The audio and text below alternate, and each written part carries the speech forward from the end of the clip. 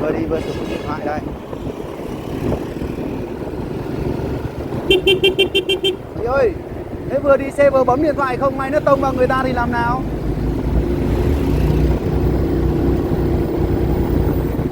Đấy, thấy không? Cho nên là khi mà tai nạn xảy ra là các ông các bà đừng có móng trên Facebook là A Di Đà Phật, A Di Đà Phật thương quá. Đấy, cái thân mình còn chả thương nổi còn thương ai? À, thế cái thân mình còn chả thương nổi, đi ra đến người lớn còn không được nón bảo hiểm thì vừa đi vừa bấm điện thoại như đúng rồi, rồi đến lúc tai nạn nghiêm trọng xảy ra thì cứ A Di Đà Phật thương quá thương quá. Tôi nói thật các ông các bà nhớ, Phật là Phật online hết. Đây thằng này là nó khách nhà mình, nó ở trong đây này nè.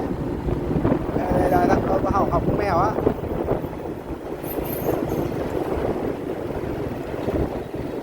Con trai